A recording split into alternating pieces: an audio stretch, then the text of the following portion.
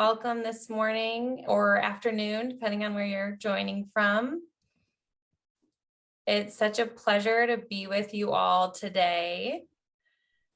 My name is Nicole Stratton, and I'm zooming in today from Portland, Oregon. I've been with CCS for about 10 years and have been working with the arts and culture sector for about 4 years. If you're not familiar with CCS, we are a fundraising strategy and management firm. We only work with nonprofits and we only work in fundraising. And nonprofits come to us typically in one of two moments. If you're planning a big initiative like a campaign, or if you're thinking about comprehensive growth over the next few years, or if you're thinking about sustainable growth in your development department, like plan giving assessments, staffing planning, predictive modeling, that sort of thing. So I'm delighted to be joined today by my colleague from CCS, Robin Deutsch. Robin has deep expertise in fundraising as well, and currently she's fully embedded with one of our arts and culture clients on a daily basis. So she has a deep understanding of this sector as well. You can go to the next slide, thanks.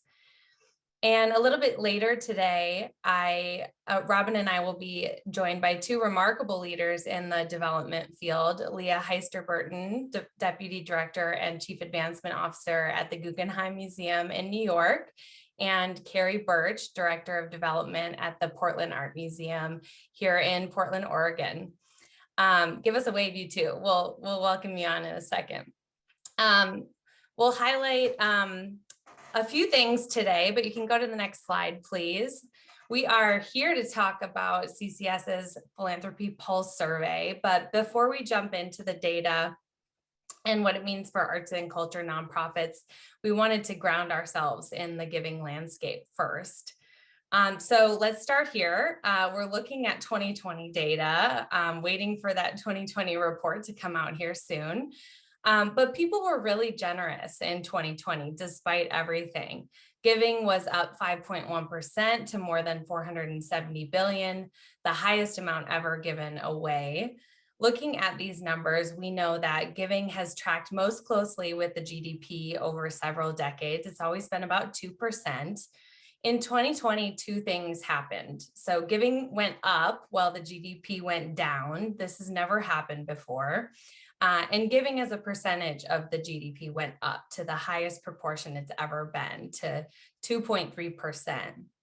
So what do we know about that? There were several factors that contributed to that high rate of giving in such a tumultuous year. First, the visibility of racial and social justice movements and the surge of giving related to those initiatives. With the pandemic, we also saw a surge of giving in March and beyond throughout the year. We also saw a strong stock market in 2020. The S&P was up about 16.3%. And finally, the CARES Act and subsequent federal funding helped households weather the storm and guarded against some of the depression in giving that we might have seen otherwise. So we're still waiting on that Giving USA report with 2021 data, but the indicators are pointing to another record-setting year. So next slide, please. We're just going to take a minute on the sector breakdown. Where did all those dollars go? Again, we're here to talk about the arts, but I will point out that perhaps not surprisingly in hindsight, human services saw a surge due to an unprecedented need for services provided by nonprofits like food banks and shelters. Public society benefit sector, that also rose the most out of any other sector, likely due to the pandemic and calls for racial justice. So that's civic organizations, community foundations, those types of nonprofits. And our sector, the arts and culture sector, also saw a decline in 2020. And this was particularly tough on our sector. I think we all felt it, right? Since many of our organizations were also dealing with the decrease or elimination of earned revenue streams that are so important. So we're looking forward to the new Giving USA report with 2021 data on June 21st. I can say that it looks more hopeful for the arts and culture sector. So look out for that, and we'll put the link to that event in the chat a little bit later. Next slide, please. So the main event, the CCS Philanthropy Pulse Survey. This survey report provides a window into the fundraising practices of almost 900 organizations in the US based on data collected in 2021. It included more than 100 arts and culture nonprofits, and we have some of the breakdowns here of those respondents. The group represented a wide range of arts and culture organizations, from performing and visual arts organizations to festivals, museums and art centers, and more. And while some 9-figure orgs are represented, almost 60% of respondents represented an organization with a budget of 5 million or less. So we're excited to share the data. You can go to the next slide, please. Today, we're going to go over 4 areas of the survey with you, and then we'll take a few minutes to talk with our panelists. We'll start with the lasting impacts of the pandemic, and we'll share a little bit about what colleagues said they are most optimistic about in 2022. Then we'll dig into the topic of DEII and how our arts and culture nonprofits are thinking about equity in their work. And finally, we'll talk through some opportunities and move into our panel discussion with Carrie and Leah. So with that, I'll hand it off to Robin to get into the data. Thank you so much, Nicole. So we can dive right into the lasting impacts of the pandemic. One of the things we wanted to really pull out and highlight today, particularly in relation to the arts and culture sector, is endowments. 53%, over half of the respondents, said that the COVID-19 pandemic has changed the way their organizations are thinking about endowments and or emergency funds. And this makes a lot of sense, right? We have all heard endowments be referred to as rainy day funds. Whether they're structured flexibly enough to be used as such is a different discussion, but that's how they're often thought of. I've heard so often from the field and even in my own experience that it's often sometimes difficult to fundraise for endowments. You may have felt that you were talking to donors or board members who didn't see the urgency in a rainy day fund because they didn't understand what a rainy day would really look like for your organization, or they hadn't experienced one. But the pandemic was many things, and it was certainly a rainy day, and it was a rainy day for everyone all at once. So in a way of certainly in terms of strategic philanthropy and fiscal responsibility, it raised a spotlight on the importance of endowments, but I think also at a fundamental and real psychological level, it shook things up in terms of how we are all thinking about the importance of long-term planning and security and legacy. And we'll see that reflected in some of our discussion later on in deferred giving, particularly in planned giving. So again, just something to really keep an eye on. We can go to the next slide. Here is something that won't be a surprise to anyone on this call, but organizations pivoted to virtual programming. 92% of our arts and culture respondents produced some type of virtual events, performances, exhibits. And of those that did produce virtual programming, 99% are either definitely or considering continuing on some element of that virtual programming, even after full in-person operations have resumed. And when we think of the title of this section, lasting pandemic impacts, this is what we're talking about, right? This is a significant number of these organizations, many of whom did not have virtual programming before, maybe some who never considered it. And these are some that many of whom will continue this long after the pandemic. And this isn't just a change and a lasting impact for these organizations individually. This is a change of arts and culture in our communities, in society. So just so significant. We can go to the next slide. So again, we see virtual programming was major, it was universal. We see that it is here to stay in many cases, but we also see that there was a lot of unexpected benefits. We asked these questions and we saw it in our work, right? 86% of these respondents said that virtual programming helped retain donors. 82% said virtual programming helped expand reach to previously untapped demographics. 58% virtual programming helped retain subscribers. We know from the field that these are real pain points that we work on year over year. So to see some significant growth here from virtual programming, which may have initially seemed really scary, is encouraging, and I think going to be a big part of strategy moving forward. Now I'll take a moment here, a quick project spotlight. I am always happy to talk about the James Beard Foundation. I have proudly been working with them as my client, partnering with them for about 1.5 years. So they've done incredible work virtually and in response to the pandemic, from industry, relief, work, advocacy, unbelievable virtual programming and events. So just pulling out one of my favorites personally as well, I participate in this program often, is the Beard House Fellows program. We think it's a great example. You may know the James Beard House, this sort of cultural institution in New York, has hosted for decades just the world's top culinary talent and chefs, producing world-class, just life-changing culinary in-person experiences. And it became just the most prestigious and real life and career-defining platform. Of course, during the pandemic, in-person dining ceased. And so in light of that, as well as building on the organization's many years long push towards centering DEI in their work, JBF launched the Beard House Fellows program in 2021, which is a real reimagining of what the Beard House platform is. Very briefly, the program matches up and coming culinary talent from majority BIPOC or underrepresented communities with established culinary leaders. The program involves mentorship, support, training, but also the creation of these beautiful multi-course meal kits. And they are available for purchase nationwide. Again, I participate in these many months, including this month. It's an ongoing program. And the event, the month culminates in a virtual event where the fellow themselves sort of is live from the Beard House itself. It has the platform, talks about themselves, shows all the diners at home how to make the meal and prepare it. And everyone has an incredible virtual, but very communal dining experience. So again, great example of all of these beautiful donor retention and engagement tool.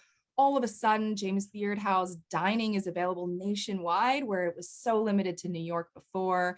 And I love the example because it's just a great innovation of virtual programming that is so mission aligned, and this program continues to grow and expand. So just a wonderful one to keep in mind. You can go to the next slide. I'll just spend one moment here. Just other ways, and this doesn't even cover all of it. There's a lot of ways that we're going to continue to see impacts of the changes in the data. Remote work, full or part-time hybrid schedules. Of course, we are seeing that continue. One that I think represents possibly the biggest change in terms of our real day-to-day fundraising is 40% expect to continue virtual gift requests. This is one, perhaps alongside remote work, that really felt taboo about 2 years ago. Virtual solicitations, that was just not done in many cases. So seeing that continue, I think is going to be a real game changer for what fundraising means and where potential lies and where we consider our donor communities. So again, it's going to really influence strategy. And then in a continued focus on gift planning, we'll touch on that a little bit later. So we'll circle back there. But again, just there's going to be a lot of lasting impacts, and understanding them is going to be key to using them to our advantage. All right. So we're going to talk about what we're optimistic about. We've been through a lot, and like Robin said, there are certainly some bright spots. And so looking ahead, we can go to the next slide here. The CCS survey asked about how colleagues, how everyone in this sector is feeling about the various fundraising revenue streams. Did you expect a change in any of these revenue streams in 2022?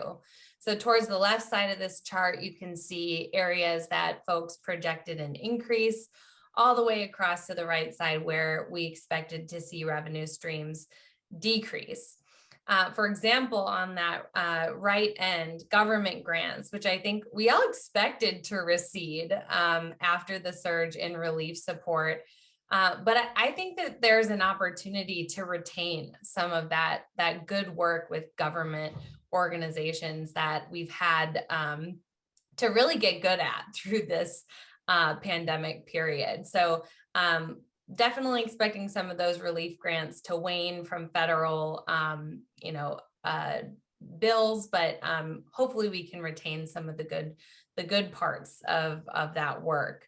I want to focus a little bit on these 3 opportunities highlighted on the left side. First, 63% of respondents expected an increase in mid-level gifts. So historically, our arts and culture nonprofits are certainly major gift heavy and events heavy programs. I think we all know that. These first 2 are, those things might be expected.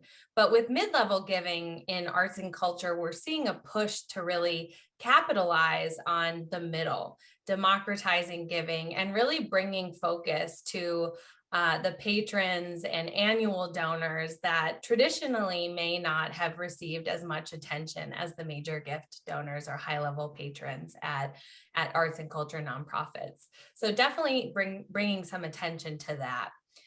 In the middle here, 55% expected an increase in major gifts. Major gifts continues to be the largest opportunity for arts and culture nonprofits to scale revenue. To shore up your major giving strategy, ensure that you're familiar with all the patrons in your file who are already giving at high levels, as well as those prospects who may have the capacity to make a major gift. So really kind of digging into your file and understanding where the opportunity is. And then the last one here to highlight, 56 expected an increase in event fundraising. I think that is certainly correct. We are seeing clients across the country bringing events back online, and being back together in community has been healing after isolation during the pandemic. Many arts and culture nonprofits are really all about the in-person experience. And I think that we all are seeing really the benefits of that as we come out of isolation. Next slide.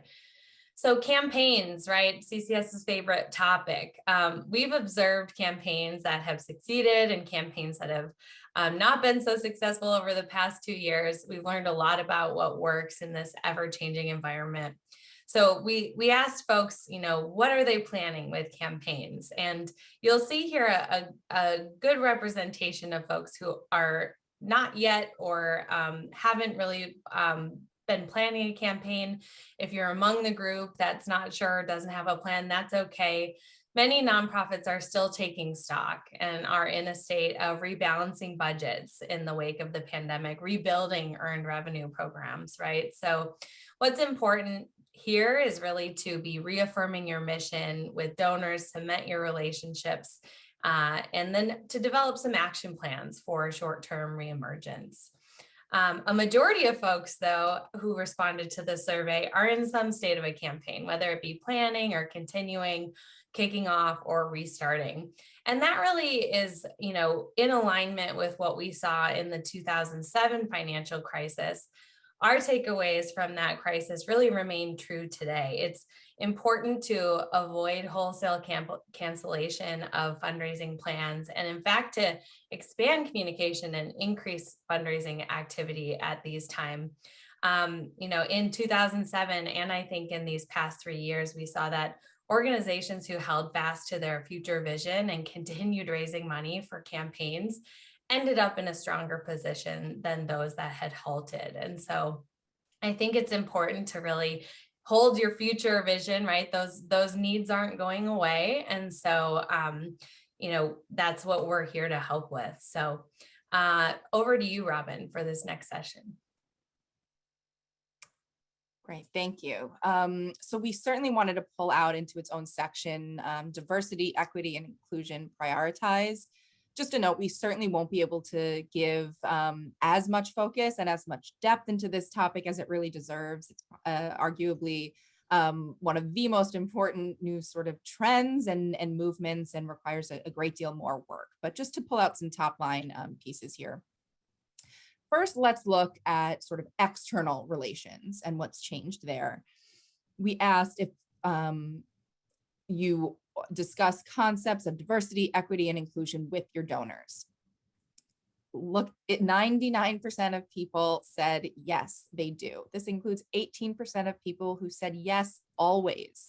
43% said yes, frequently. This is incredibly important, of course. We're seeing a real sea change in direct conversations about these topics. This is not only important in relation to advancing DEI within our organizations and our fundraising, but advancing concepts of DEI and improving these elements in our communities. And I found this statistic very empowering in terms of being part of the development and fundraising community, because it shows those on the front lines are really in an empowered spot to advance these conversations with donors and stakeholders and advance them in society. So really encouraging and a place to continue to build. On the next slide, we can start to look at how DEI advancement is influencing internal priorities. Our DEI elements being included as part of strategic planning. 68% said yes, with 26% saying it's at least under consideration. This is encouraging as well. On the next slide, let's actually look there to get a little bit more in depth on the internal considerations we're seeing. Here we wanted to look a little deeper and say many organizations are prioritizing improving DEI within their fundraising operations and their organizations. What tactics are you using or have you used over the past 2 years? The top answer with 60% is one certainly that I've seen in my client work over the past 2 years, and so many of us are seeing here at CCS, and is so critical, is we've made changes to our board recruitment and or relations. We know how important this is. It is very hard to make any major changes or any changes at all in our organizations without not just the buy-in of our boards, but the real leadership of our boards. And this is in terms of things related to fundraising and revenue, policy setting, and programs and mission, right? So in addition to sort of the substance there, boards really set the culture. They set a culture of philanthropy. They set a culture of diversity. And on the flip side, they could set pose a challenge to advancement in diversity, equity, inclusion if this is not prioritized. So it's important to know there's a great deal of progress that needs to be taken in boardrooms, across the sector, across the country. But the fact that it's being prioritized at this level is very important and something that to really keep in mind in terms of board recruitment efforts, strategic planning, and how you audit and review how your board is doing against these goals. Other top responses, just one more moment. Other top responses here were, modifying messaging used with donors. We saw this 2 slides ago that donor discussions are including direct discussions around DEI, modifications on presentation of the case for support. We see this all the time with clients, which it's a huge impact, and offering DEI training to staff, board members, another thing that I really hope to continue. We can go to the next slide.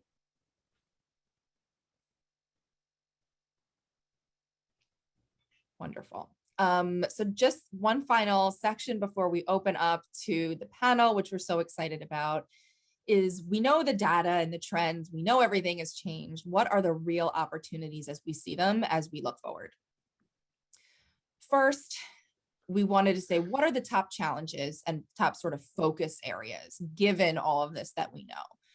The top 2, by a significant amount at 61% and 41% respectively, are donor acquisition and donor retention and stewardship.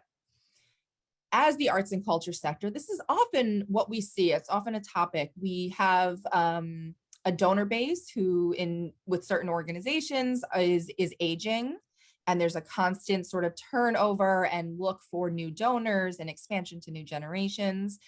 But something I found really interesting and encouraging about these top 2, where if you remember previously, 2 of the top really significant benefits of virtual programming were improvement in donor acquisition of new target demographics, improvement of donor stewardship and retention.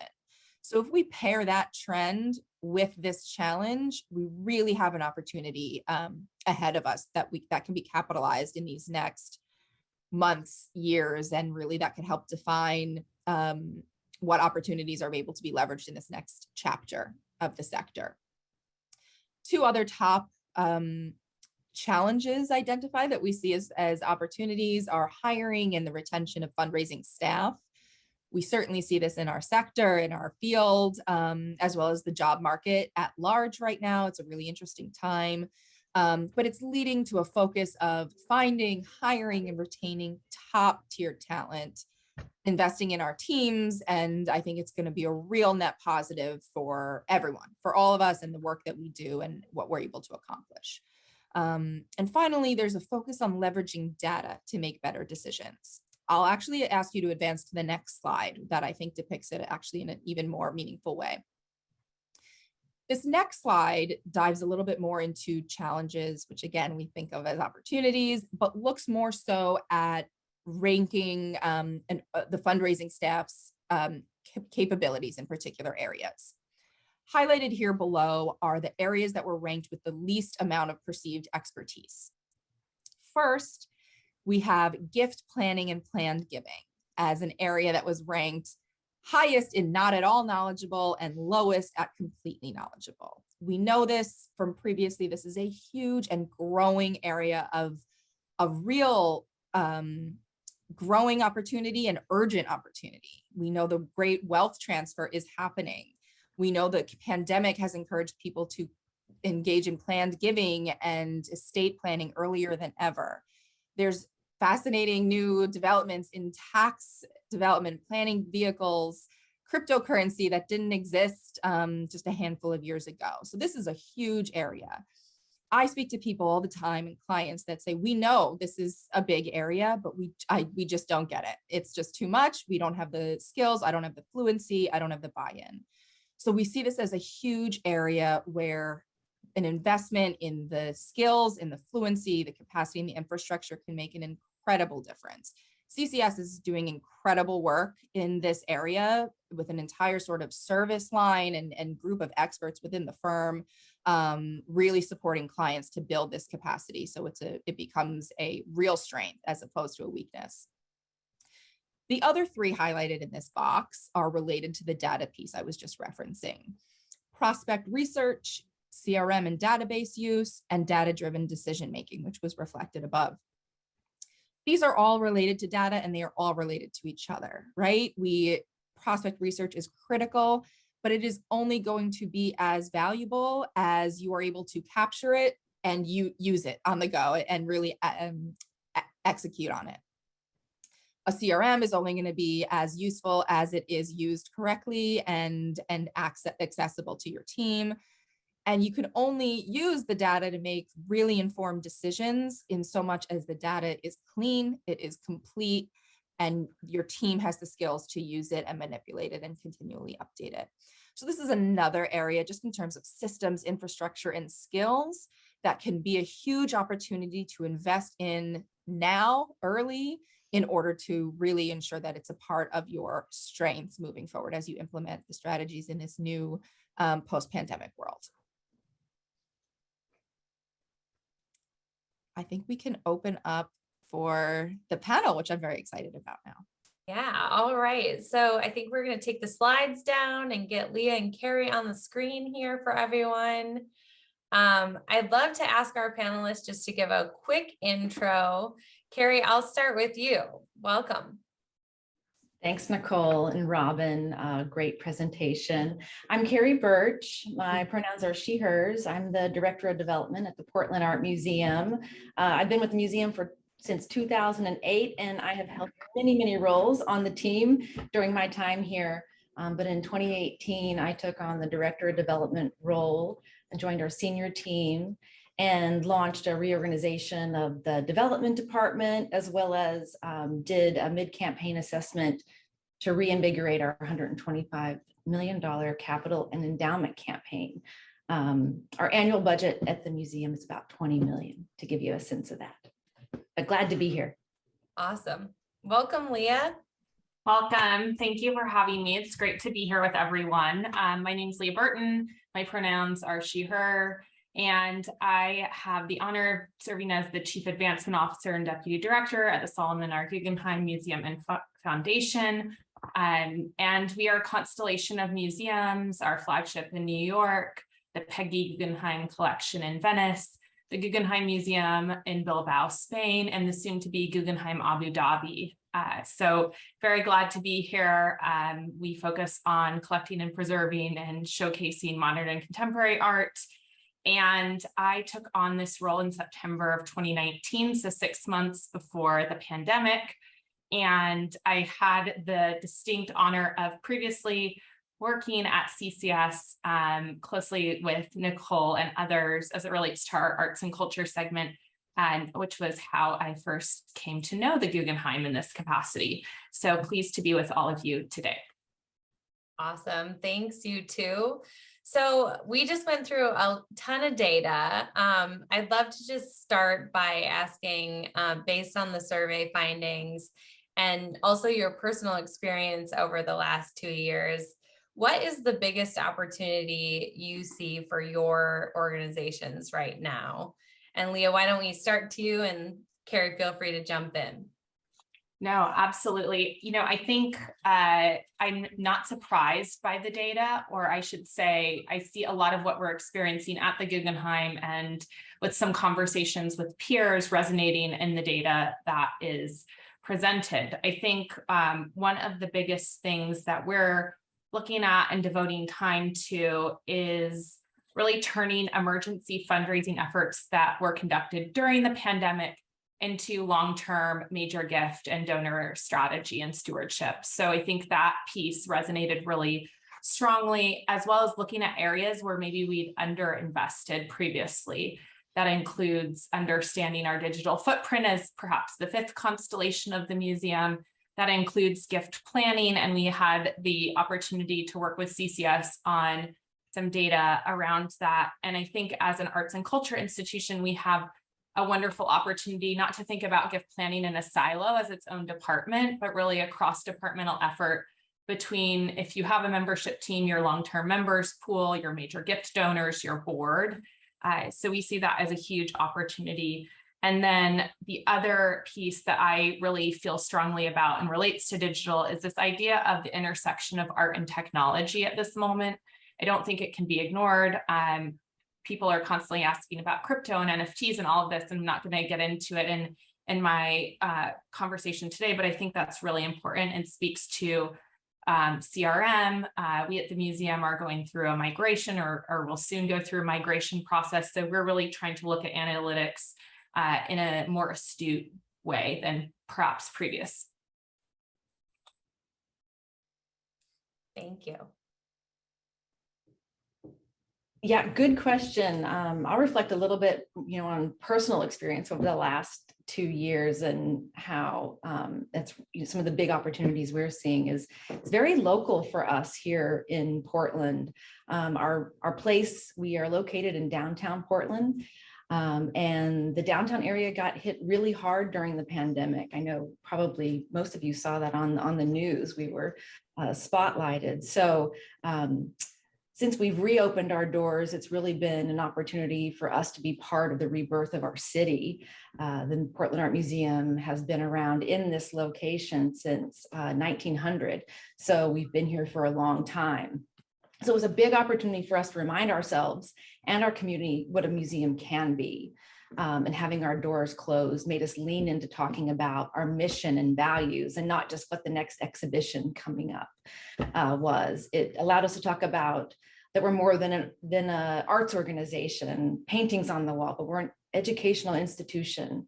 And health and wellness, I know, has been a big focus for a lot of us in the wake of the pandemic, welcoming people back to our museums out of isolation. We just closed a major exhibition with Frida Kahlo that saw record visitors coming downtown, again, after 2 years where a lot of our shops and restaurants downtown have been boarded up. So that's allowed us to do a lot of reflection, but also has allowed our funders who don't fund arts and culture see firsthand how our museum can impact things that they do fund, like youth and education, social justice, health and wellness. So it's really opened us up to a lot of funders. And the last thing I'll say about this too is it's a real commitment to fundamentals too, relationship building, being grounded in your values, but also a new opportunity for adaptability and flexibility. We've all really used those muscles over the last 2 years. And I think they're good ones to continue with, not getting locked into our thinking. So I love that so much, Carrie. And I've been having so many interesting conversations in the sector of, what does arts and culture mean?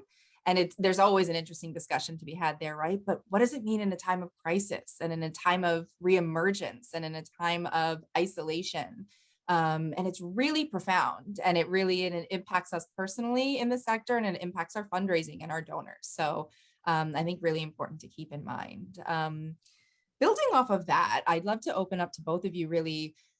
Could you reflect a little bit on what the increased focus on diversity, equity, and inclusion has meant to you as leaders and as practitioners yourselves, and then sort of looking at your teams, both internally and sort of what donor engagement has looked like? Yeah, absolutely. I'm happy to start.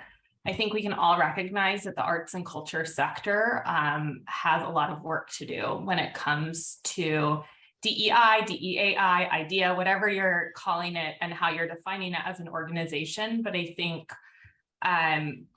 what's really important that we found is that it not live in a separate silo of here's our advancement work, or here's our education work, and here's our DEAI work, but that it's interwoven in everything we do each day, and that it's an urgent emergency priority for our institution each day, and that we have individual commitment, departmental commitment, and organizational commitment to this.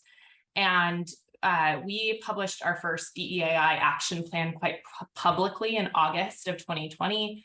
And it was really focused on 4 key core areas: staff and culture, board governance and diversification, our collection program, exhibitions, acquisitions, publications, what have you, and then audience engagement. And I think these have really rooted us in a lot of, you heard from Carrie talking about our core values, talking about what it means to be the Guggenheim, how we show up in our local community, our international community, as well as how we endeavor to really look at a path moving forward. Robin, you just spoke about the importance of arts and culture. And I think, we have the really amazing opportunity, whether you're in performing arts, visual arts, what have you, is we're storytellers of the past, present, and future. And you look back to these artistic moments previously, and you can see a lot of resonance in the work that we're doing today. And so we feel, I think, at the museum, a great responsibility as we move forward. And it's, something we are able to add a new leadership position focused on culture and inclusion at the deputy director level.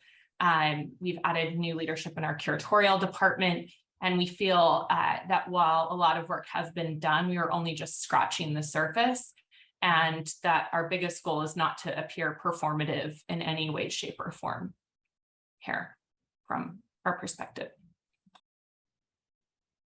Yeah, totally agree, Leah. We're just scratching the surface, and it's so long overdue. If there's any silver lining in the last 2 years, that increased focus on equity from so many people is it for me. And like Leah said, it's ongoing. There's no finish line. And as an organization, we talk a lot about how it's a value more than it's a goal, that it's part of we all do it. We're all responsible for it. And we really started with internal culture, like Leah mentioned too at the Guggenheim. We had been doing some programming that problematized exhibitions, showcased underrepresented artists. But when we intentionally started on our DEII work in 2016, it became about culture. We wanted to make sure the change came from within first. It can't just be external things like exhibitions and programs. So our first step in 2016 was to form a cross-departmental equity team with some board and volunteer representation to focus specifically on racial equity and accessibility. Through this, so many good things flowed, like an equity lens developed that we use across the institution to evaluate decisions and policy making. We established an equity hiring process that came shortly after that slowed down the hiring process, brought more voices in decision-making, and that DEII work was embedded in all of our job descriptions. And fast forward, about 27% of our staff today identify as BIPOC compared to 16% 4 years ago. So we've made good progress there. We also closed the museum for 2 days for an all staff mandatory training with a local equity consultant. And it was really powerful. I'll never forget when he got up to speak to our staff and talked about growing up in Portland as a person of color and homeless, and how he found the museum's fortress-like brick buildings with our classical columns and very few windows made him feel 100% unwelcome at our museum. And how we as a staff, we want our whole community to feel welcome in. So it was a really powerful starting point for us. And again, it continues and won't stop. Thank you both. Yeah, it's such it's an ongoing, and there's no finish line with this work. But I think we all know too that in context of DEII, board development is also such a crucial focus that really impacts all organizational functions, and particularly fundraising. And I know you both have shared that your boards have undergone some really significant progress over the last couple of years. So I'd love to ask, where you've seen some of the most significant change with your board, and how is that impacting your organization's culture and fundraising?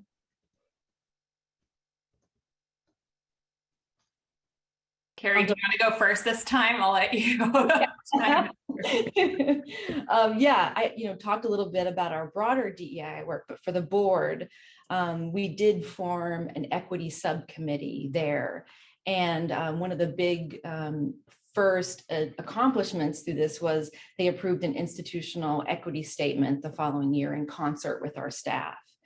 The board's governance committee has focused on our nominating process and how to evolve that, and did away with the traditional minimum giving requirements for board members. And board representation has gone from about 4% to nearly 20% of members identifying as BIPOC. But again, ongoing, we continue to bring the board along. We have intentional conversations with them and our donors about DEII being a value of our museum, part of everything. Docents, also a really important group for museums. They've also formed a docent equity committee, and that continues. For fundraising, we do intentionally talk about our DEI work. It's in all of our collateral, and it has opened us up to new funders. But our development team, we kind of have two ways we found our way into equity work and using the lens on what we do in fundraising. And we say it's humanizing and relevance in our development work. And humanizing is about building the long-term relationships with our supporters, treating people like people, not making our donors feel like ATMs. And it's also about making sure our donors really understand the museum and how we make this place work. Again, it's those direct discussions about DEII. Relevance is about how we're going to evolve our fundraising work as a team. We want to retain that really personalized way that we manage major donor engagement. But our challenge, and I think this is for a lot of museums, is to take what we do really well and expand it out to others, bring more people into giving to museums.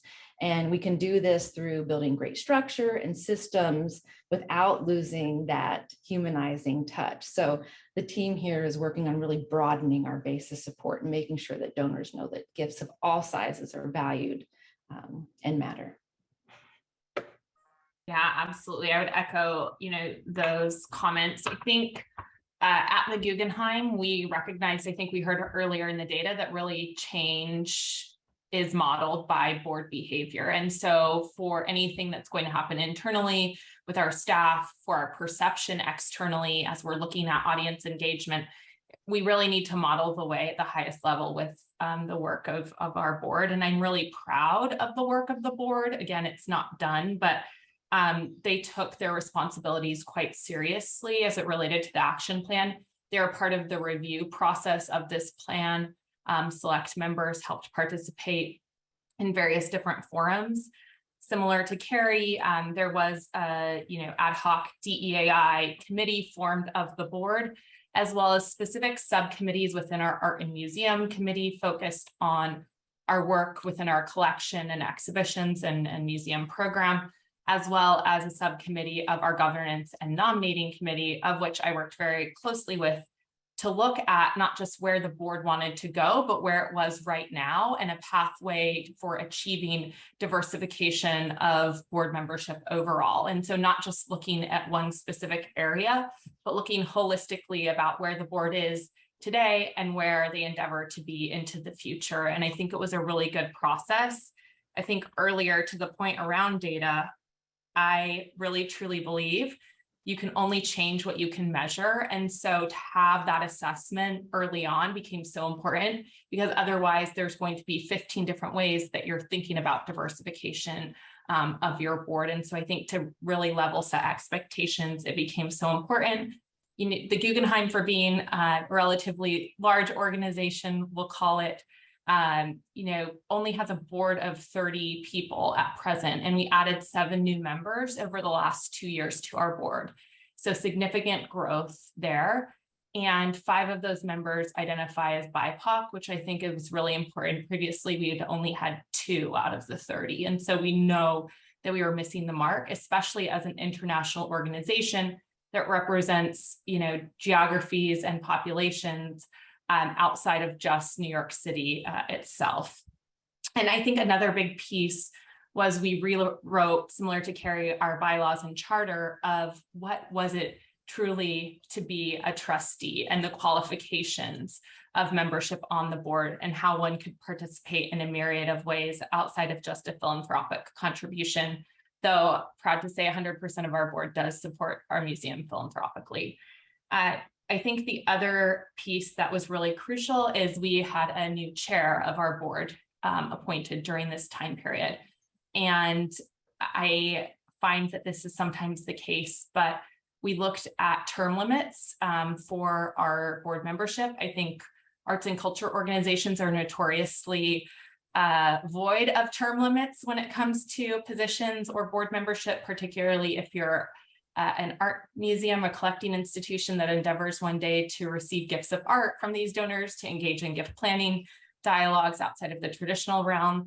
So it was good to have some of those conversations in tandem.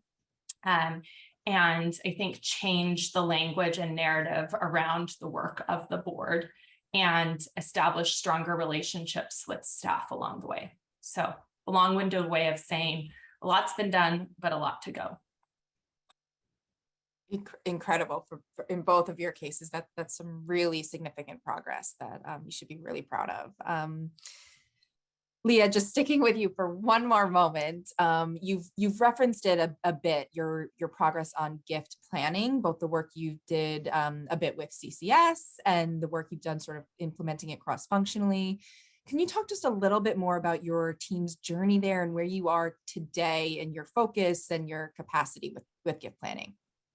Yeah, no, absolutely. I think, for an art museum, we were void of having a true gift planning program. I think it was very latent, hadn't been paid a lot of attention to, I think, as oftentimes you might find, because it's not the same type of revenue, budget line impact, unless you get a surprise gift from a donor. And I think that was one of the areas, being so aware of the museum's overall portfolio of funding and our streams, that I felt was a really big lost opportunity when you looked at data on our donor base and how it was segmented.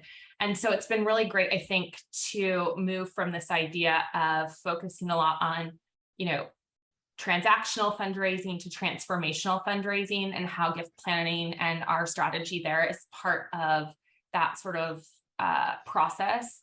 And I think part of it too is this idea of legacy giving. And I think, to Carrie's point earlier, talking about the museum and our impact and our case narrative in new and different terms. We can't expect that the same language and story is going to impact and resonate with our donors in the same way moving forward. And so we've started a strategy focused both with our long-term member base as well as our major gift and board. And we see this as a really significant opportunity because we have been remiss in even having these conversations with those closest to the institution. So we'll see how it goes. You know, it's hard, I think, as an organization to show that this is something worth investing in, especially if you're resource strapped, because you're investing before necessarily you're going to see those results. But I think it's an investment well made, and look forward to sharing hopefully some exciting updates as we move forward. But CCS and the work we did there was really helpful in sort of digging through that data and helping us chart out the first steps there. It's so important. And I'm so glad you guys are getting into it. And I think, you know, a lot of organizations are thinking about that. Carrie, in our last minutes, let's pivot to you. We know you are in active campaign mode and have made some really incredible progress towards your goal in this past year.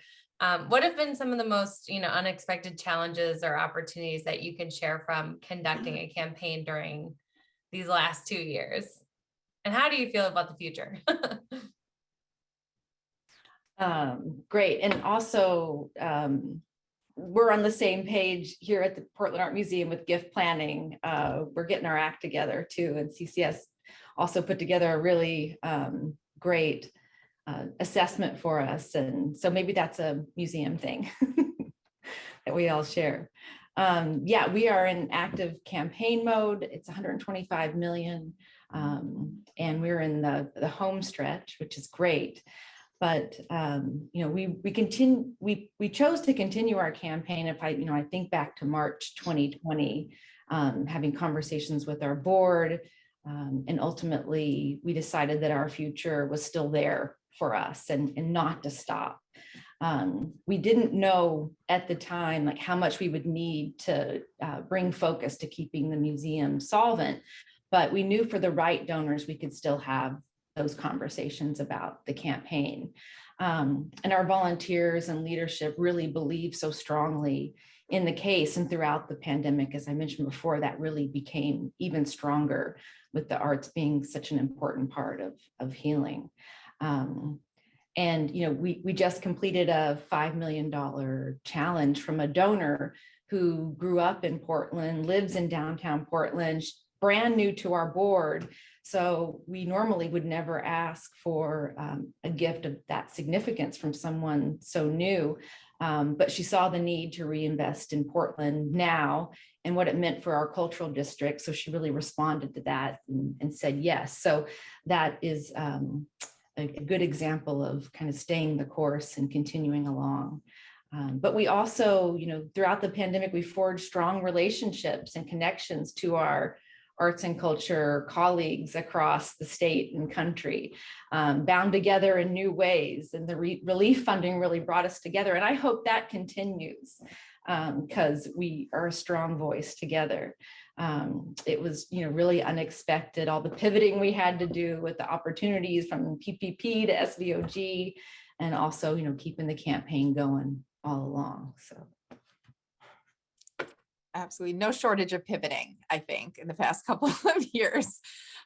Maybe before we close, I'll just build on that and open up to both of you. You know, along the lines of active campaigning and fundraising, the first data point that I shared was about the changing nature of how we're thinking of endowments, how we're funding endowments. Has that materialized in any meaningful way for your fundraising? Absolutely. I think, and it's different for every organization. We are under endowed as an organization. The Guggenheim, our peers see about 20 to 25% of their budget coming from their endowment. We see about 6%.